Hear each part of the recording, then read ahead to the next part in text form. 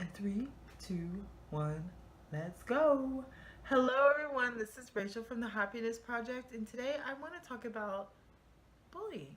Bullying has not changed in what it is, like the actual definition of the word, but a lot has changed when it comes to the types of bullying. I've seen a lot of cyberbullying versus like actual people pushing people around.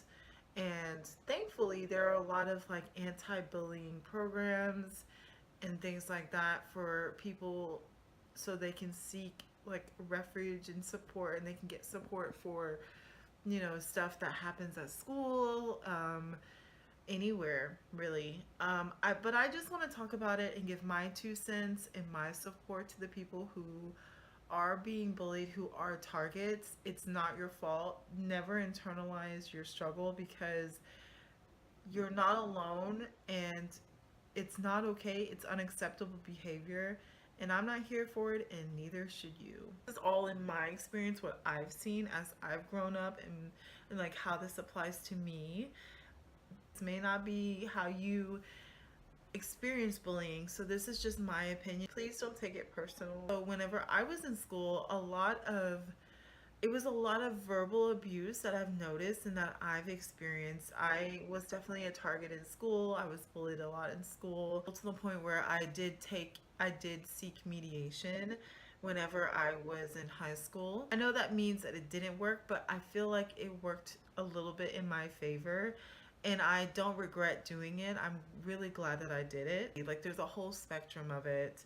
And I just want to go over a few points, and also just talk about the different aspects of bullying and how you can prevent it, and also how you can stop it in your life, or if you see it in other people's lives, your friends' lives, how you can take part to stop that. Because honestly, hurt people.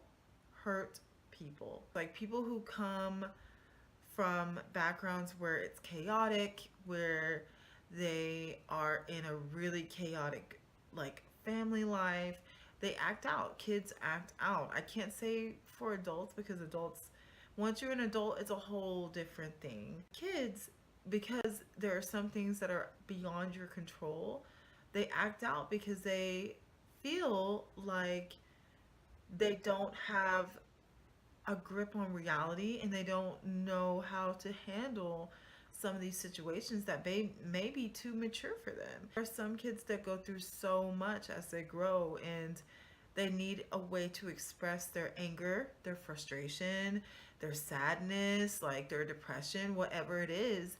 So they take it out on other people. They don't see another way. And that's it's sad. It's not okay. I believe that if you have a problem, taking it out on someone else who is an innocent victim is not okay. It's never okay. There are different ways to help yourself, even as a child, even as a teenager, preteen, young adult. There are different ways to help yourself when it comes to family problems, relationship problems, any kind of problem. There is always a way, and you never ever have to let your anger spill out onto someone else, and then you become their fear. I also want to talk about the victims of bullying and how you can help yourself.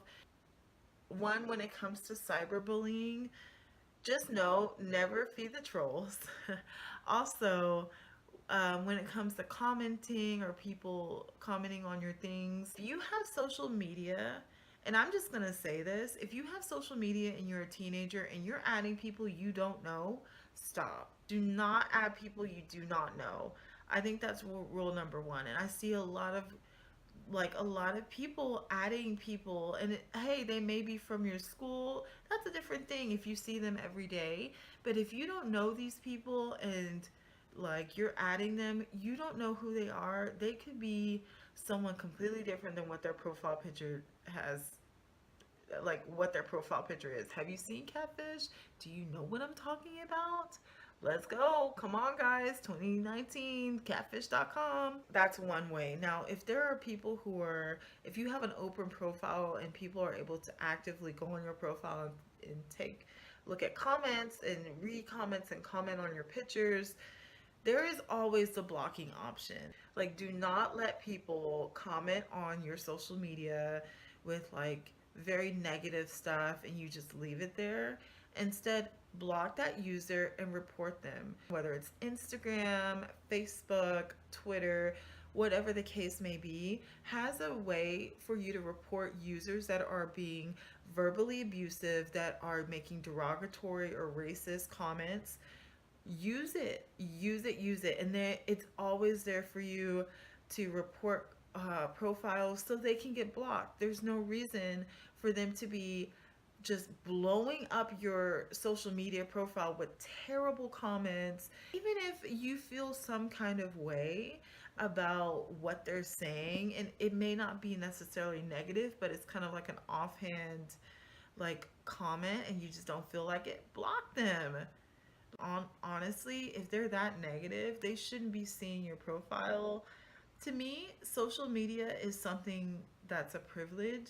And if you're going to act a fool on my social media profile, we're not friends.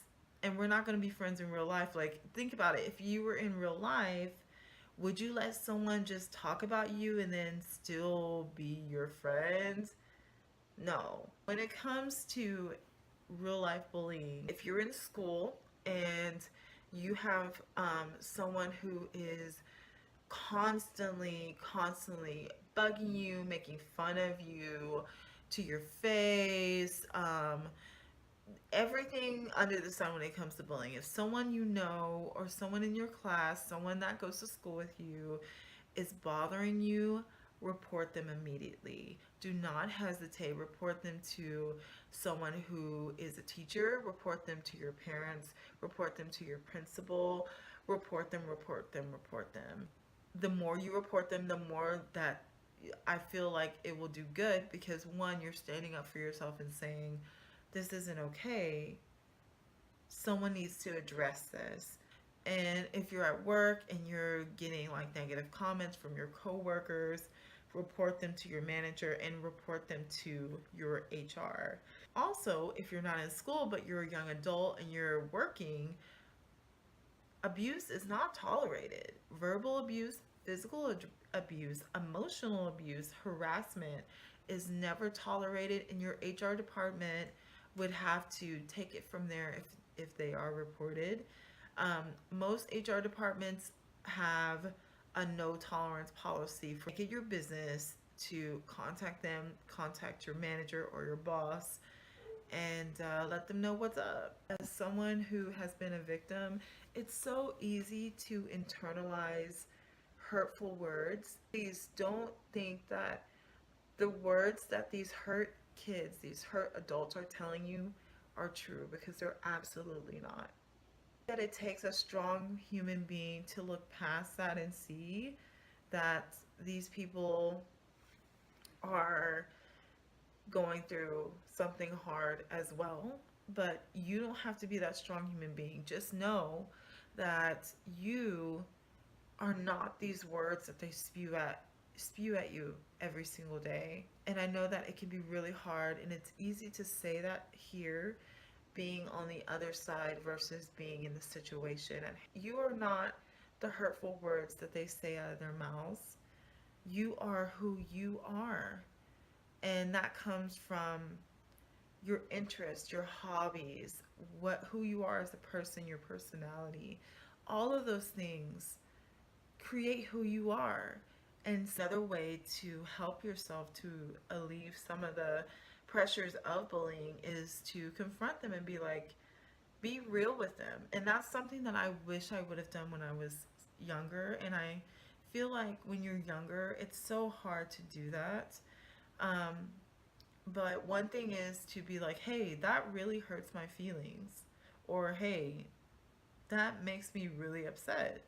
Like, some kids are rotten and they don't care, but some of them do. And they kind of have to look back and be like, They're expecting you to lash out or like shut up or whatever. They're not expecting you to be real with them and be like, hey, that really hurts my feelings when you say that about me. Or, hey, I don't like when you say that because it makes me feel bad. I think that whenever you stand up to a person like that, you're the bigger person. Be the bigger person always. Never stoop to their level. It's so easy to be negative. It's so easy to compare ourselves and to bring other people down. It's harder to lift someone up when you're hurting. Whenever I was younger, I wasn't always the bigger person, but now I can say I am the bigger person. It's a fight sometimes, but it's so worth it. Always have a support group, a strong support group, whether it's your friends, family, relatives, whoever it is. Just make sure that they know that like what's going on and what you're going through, because who knows, they can help you in more ways than one. This has been Rachel from the Happiness Project, and I will talk to you very soon. Bye.